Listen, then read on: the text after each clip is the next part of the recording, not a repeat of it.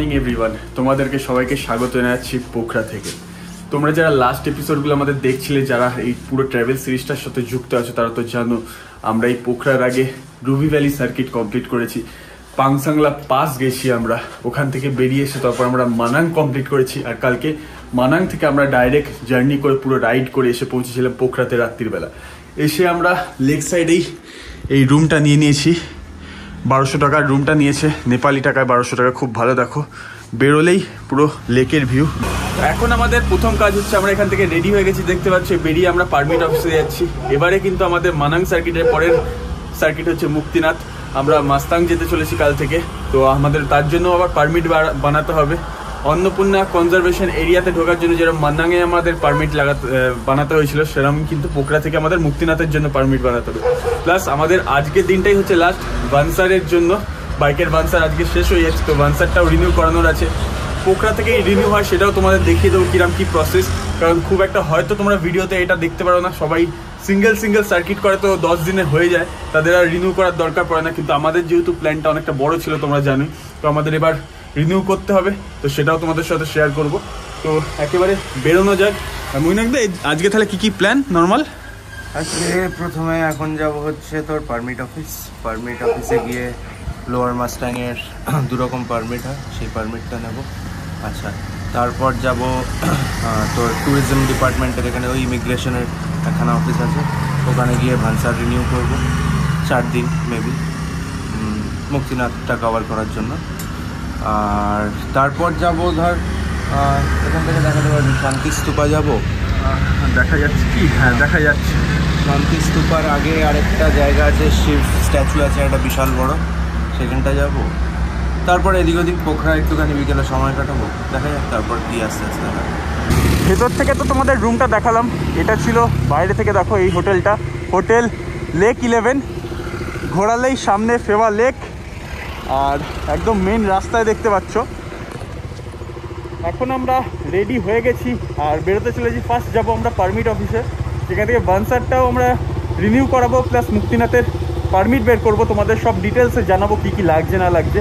তো ভিডিওটার সাথে জুড়ে থেকো, আর একদম মোটর ব্লগিং সেট আপে তোমাদের সাথে দেখা হচ্ছে। বেরিয়ে গেলাম আমাদের হোটেল থেকে।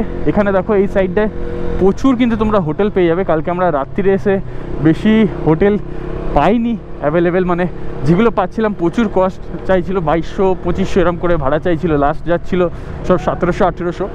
একমাত্র আমরা যে হোটেলটায় ছিলাম ওটাই রাজি হলো, 1250 বলছিল, লাস্ট 1200 রাজি হয়েছে। 2 দিন থাকছি যে, দেখলে এই রুম তো খুব ভালো ছিল। এখন আমরা যাচ্ছি সামনে পারমিট অফিস, তার ঠিক পাশেই থাকছে ভানসার রিনিউ যেখান থেকে করা যাবে সেই অফিস। দেখি কি কি লাগছে, সব কিছু তো ক্যারি করে নিয়েছি। পোখরা থেকে কিছু শপিংও করে নিতে হবে, টুকটাক জিনিস, ফ্রিজ ম্যাগনেট, আর দেখি কি পাওয়া যায়, একটু বাড়ির জন্য কিনতেও হবে, কারণ এখনও অবধি কিছু কিনিনি। আর সামনে মুক্তিনাথ সাইডে যাওয়ার পরে তো আবার প্রাইস বেড়ে যাবে বড্ড বেশি, তো এখান থেকে কিছু কিনে নেবো। অনেক রকমই দোকান আছে, কিছু না কিছু ভালো পেয়ে যাব।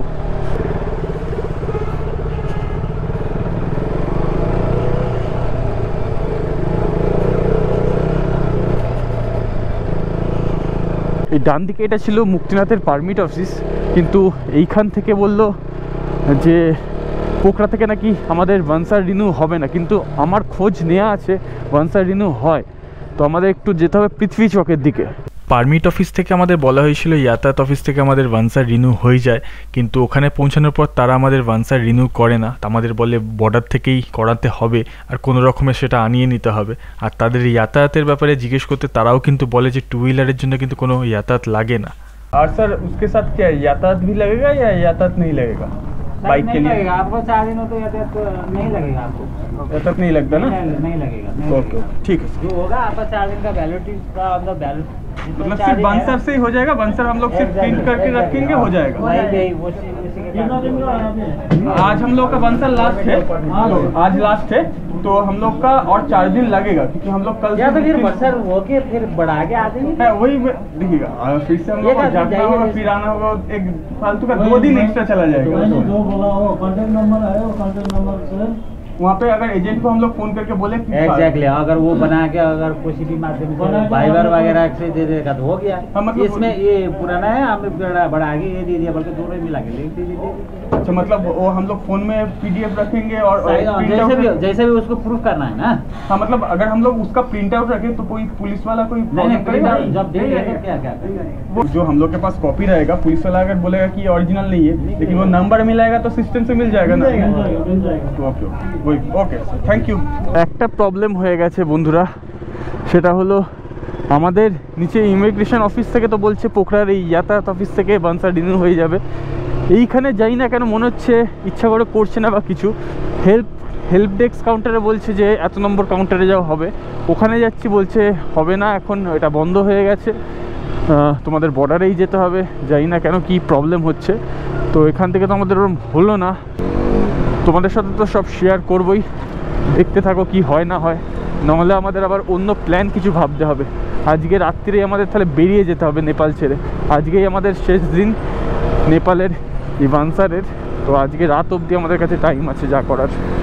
দেখছিলেই আমরা ফার্স্টে ইমিগ্রেশন অফিস গেছিলাম, তারপর ওখানে আমরা যেখানে মুক্তিনাথের পারমিট হয় সেখানেও জিজ্ঞেস করেছিলাম, সব জায়গাতে বলেছিল কি ভাই অফিসটার নাম, যেখানে আমাদের যেটা গেলাম যাতায়াত না, ওই যাতায়াত অফিসে হবে।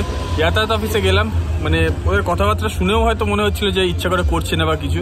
তো ওখান থেকে তো করলো না, শেষ অব্দি ভাগ্য ভালো মইনাকদার চেনা জানা একজন ছিল বর্ডারে। তো কি বেশ নাম ভাইয়ের? গৌরব ভাইয়া। তো গৌরব ভাইয়া আমাদের হেল্প করে দিচ্ছে, ওখানে বানসার অফিসে গিয়ে আমাদের বানসার রিনিউ করে আমাদের পাঠিয়ে দেওয়ার ব্যবস্থা করছে। তো আমরা ফাইনালি মুক্তিনাথ করতে পারছি, নাহলে তো ভাবছিলাম রাত্রিরেই আজকে আমাদের এখান থেকে সোনালী বর্ডার হয়ে আমাদের বেরিয়ে যেতে হবে, যেহেতু আজকের দিনটা লাস্ট ছিল আমাদের। তো আশা করছি সব কিছু ঠিকঠাক থাকছে, তোমাদের মুক্তিনাথের ট্রিপ দেখাতে পারবো। আর আজকে আমরা ওই জন্য চিলভাবে পোখরাটা এবার ঘুরতে পারবো। সকাল থেকে বিচ্ছিরি রকম হেডেক যাচ্ছিল, এতক্ষণ আমরা খেতে দাঁড়িয়েছি, আপাতত চা খাচ্ছি, তার সাথে আলু পরোটা আসছে। আর এরপরে আমরা যারা মইনাকদা বলেছিল যে কটা জায়গা যাওয়ার সেরকম যাবো। তো চলো ব্রেকফাস্টটা আসুক, দেখাই নিয়ে বাকি জায়গাগুলো ঘুরবো। দেখলেই ব্রেকফাস্ট বলো বা লাঞ্চ বলো কিছু একটা আমরা করলাম, 12টা বেজে গেছিলো যেহেতু। তো এখন আমরা ঠিক যে জায়গাটায় আছি পিছনে দেখো, ওইখান থেকে আমরা খেতে দাঁড়িয়েছিলাম। আর আমি যদি ক্যামেরাটা ঘোরাই, এইটা হচ্ছে একদম ফেওয়া লেকের একদম সামনেটা ফ্রন্ট।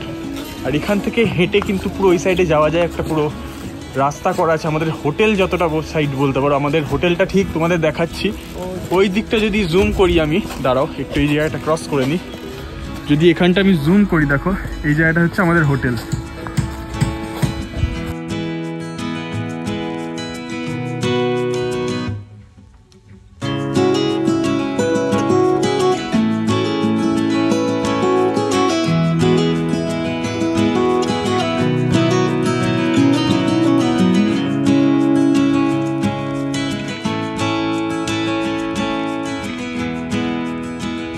বেশ সুন্দর লাগছে কিন্তু এই ফেওয়া লেক না জায়গাটার নাম, ফেওয়া লেক বা পোখরা লেক বলো, খুবই সুন্দর কিন্তু লাগছে। এই জায়গাটার বেস্ট ভাইব নিতে হলে কিন্তু আমাদের আবার বিকেলে আসতে হবে, কারণ এখানে একটু আলো জ্বলবে, আরও রমরমাট ব্যাপার হয়ে যাবে সন্ধ্যে থেকে। তো আমরা সন্ধ্যেবেলায় জায়গাটা বাইক ছাড়া আসবো, হেঁটে ঘুরবো, তখন আরও বেটার বোঝাতে পারবো। এখন আমরা সোজা এখান থেকে যাচ্ছি পারমিট অফিস। মুক্তিনাথের জন্য যে পারমিট বানাতে হবে, মাস্তাংয়ের জন্য যে পারমিটটা বানাতে হবে আমাদের অন্নপূর্ণা কনজারভেশন এরিয়ায়, তো সেই পারমিটটা আমরা বানিয়ে নিতে যাই আগে, তাহলে আমরা ফ্রি হয়ে যাব বাকি সব জায়গাগুলো ঘোরার জন্য। এখান থেকে বেরিয়ে গেলাম, এখন ওই মুক্তিনাথের পারমিটটা বানিয়ে নিচ্ছি। এখান থেকে ওই ইমিগ্রেশন অফিস বা মানে পারমিট অফিসটাই যেতে হবে। আমাদের 1000 টাকা মনে হয় খরচ হতে পারে পার হেড, যেরকম আমাদের মানাং যাওয়ার সময় অন্নপূর্ণা কনজারভেশন এরিয়ার জন্য একটা ফি দিতে হলো 1000 টাকা, সেম আমাদের এখানেও করতে হবে। আর একটা জিনিস তোমাদের বলে রাখি, এইখানকার বানসার অফিস বলো বা যাবতীয় অফিস, পারমিট অফিস সব কিন্তু শনিবার বন্ধ থাকে নেপালের শনিবারটা হচ্ছে হলিডে। তো তোমরা সেই অনুযায়ী প্ল্যান করে আসবে, যাতে শনিবারটা এইসবের মাঝে অফিস যেখানগুলো আর কি অফিস কাজ, সেগুলো যেন শনিবার দিনকে না থাকে।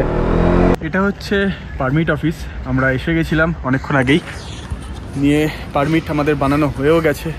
ওখান থেকে ফর্ম দেবে, ফর্মটা তোমাদের ফিল আপ করতে হবে, আধার কার্ড তোমাদের জমা করতে হবে, কোন ডেট থেকে কোন ডেট তোমরা মুক্তিনাথ করছো সেটা মেনশন করতে হবে, তাহলেই হয়ে যাবে। মোটামুটি ওই 10 থেকে 15 মিনিটের প্রসেস, তোমাদের পারমিট বানিয়ে দিয়ে দেবে। 1000 টাকা লাগছে, সে তোমরা যতদিনের জন্যই বানানো কেন 1000 টাকা পারমিটের লাগছে নেপালি টাকায়।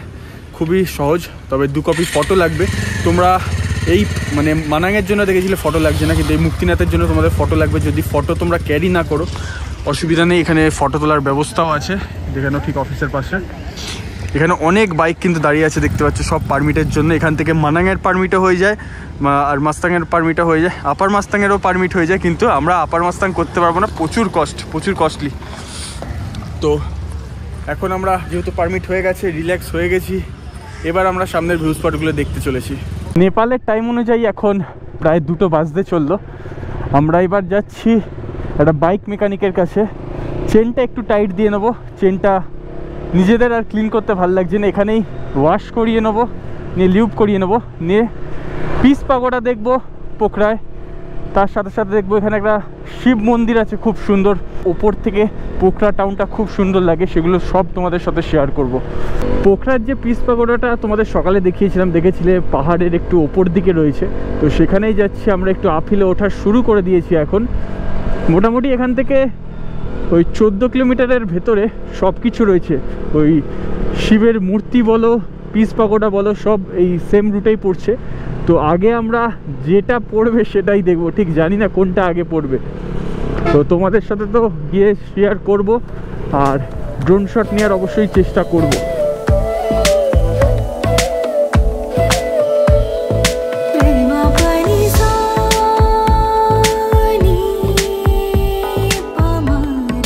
আমার ডান দিকে ঠিক ওপরটায় দেখো পিস অফ পাগোড়া দেখা যাচ্ছে এখন, মানে শান্তি স্তূপা, পোখরার যে শান্তি স্তূপা সেটা দেখা যাচ্ছিল অলরেডি।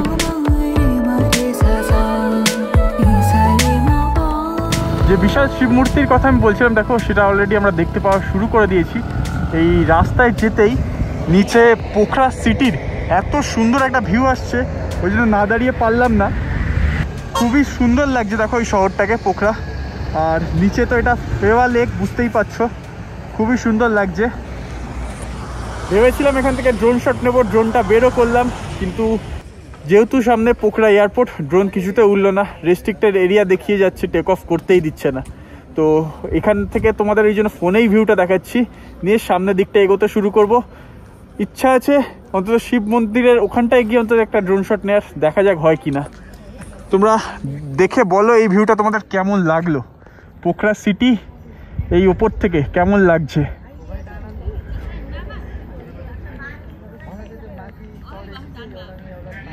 জায়গাটা থেকে বেরিয়ে গেলাম এখন ওই শিব মন্দিরের দিকে যাওয়ার জন্য, বা এখান থেকে 2 কিলোমিটার ডিস্টেন্স আছে। একটু মনে হয় আমাদের হেঁটে উঠতে হবে, তবে উঠবো। জায়গাটা আমার খুব দেখার ইচ্ছা ছিল পোখরায়, ফাইনালি আজকে যেতে পারছি।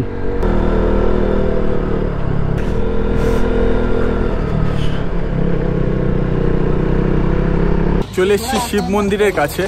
এখানে কিন্তু পুরোটা বাইক যায় না, আমাদের নিচে বাইক পার্ক করে দিতে হলো, নিয়ে একটুখানি আমাদের পায়ে হাঁটতে হবে এই দিকটা দিয়ে, সামান্য একটু হাঁটলে ওইখান দিয়ে আমাদের উঠতে হবে। চলে এসছি আমরা একটুখানি ট্রেক করে, একদম এই সামনে বেশ কিছুটা আমাদের ওপরে উঠতে হলো, আমাদের নিচে বাইক পার্ক করতে হয়েছে। তবে দেখছি এইখানেও কিন্তু বাইক পার্ক করার জায়গা আছে, প্লাস এই সামনেটাতেও আছে। তোমরা চাইলে একটু ওপর দিকে উঠে আসতে পারো, তাহলে এতটা তোমাদের হাঁটতে হবে না। দম বেরিয়ে গেল আমাদের, সব ঠিক। এখান থেকে ওখানে শুধু তুই যাবি।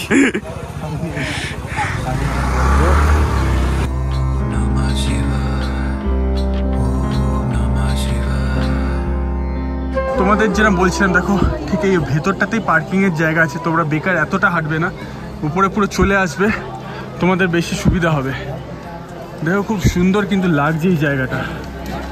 এবার জিজ্ঞেস করতে হবে এখান থেকে ড্রোন শট নিতে পারবো কিনা।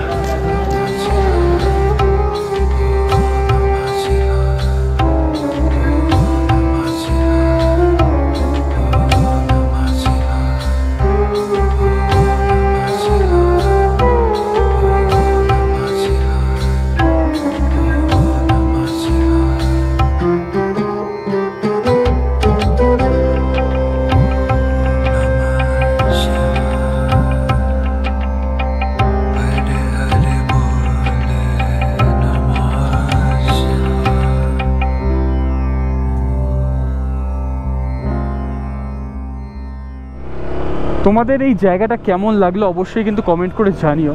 এখানেও ড্রোন ওড়ানোর ট্রাই করলাম, মেন এখানে পারমিশন নিতে হতো। মন্দির থেকে 1500 নেপালি টাকা চাইছে ড্রোন, তবে ওড়ানোর পারমিশন দেবে। মানে ভাবো, এইভাবে টাকা রোজগার করছে 1500 টাকা। এটা যদি 500 হতো তাও ঠিক আছে, 1500 টাকা দেওয়ার মতো এই মুহূর্তে ক্ষমতা নেই ড্রোন ওড়ানোর জন্য, ড্রোন শট নেওয়ার জন্য। তো তাই জন্য তোমাদের দেখাতে পারলাম না, কিছু মনে করো না। নেক্সট টাইম যদি আসি আর যদি সেরকম ক্ষমতা থাকে অবশ্যই তোমাদের এখান থেকে ড্রোন শট দেখাবো। জানি না গোপ্রোয় কতটা বুঝতে পারছো, তোমাদের এমনি ফোনের ক্যামেরায় তো দেখিয়েছি পোখরা শহরটা নিচের, আর গোপ্রোতে জানি না কেমন এসছে, সেটা যখন এডিট করব তখনই বুঝতে পারবো। দেখতে তো যতবারই দেখছি ভাল লাগছে।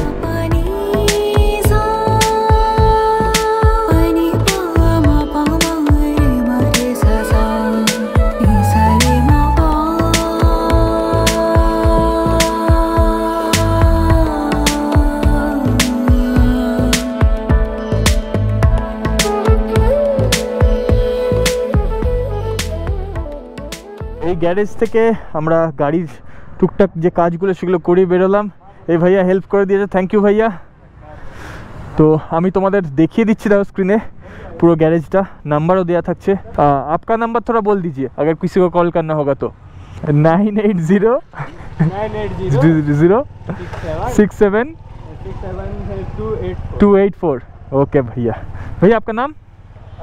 अली।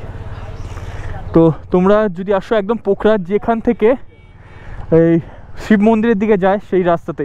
भैया ये लोकेशन का नाम क्या है? लोकेशन का नाम देवीस्वर। দেবীস্বর। ওকে, আশা করি তোমরা বুঝতে পারছো আমরা এসে গেছি এখন ফেওয়া লেকের একদম পাশে। আমরা হোটেলে ঢুকে আগে বাইকগুলো পার্ক করে দিয়েছি, একটু রুমে গিয়ে একটু সামান্য ফ্রেশ হয়েছি, নিয়েই বেরিয়ে পড়েছি। একবার যদি আমি ক্যামেরাটা ঘোরাই, দেখো এই হচ্ছে ফেওয়া লেকের আশেপাশের এই মুহূর্তে ভিউ। নাইট লাইফ কিন্তু বলতে পারো পোখরায় বেশ ভালোই। আমাদের হোটেলটা এইটা, আমরা ঠিক পাশের রাস্তা দিয়ে এখন হাঁটছি সামনের দিকটায়, যেখানটা সকালে ছিলাম। এখানে কিন্তু প্রচুর ক্যাফেটেরিয়া আছে ফেওয়া লেকের পাশে।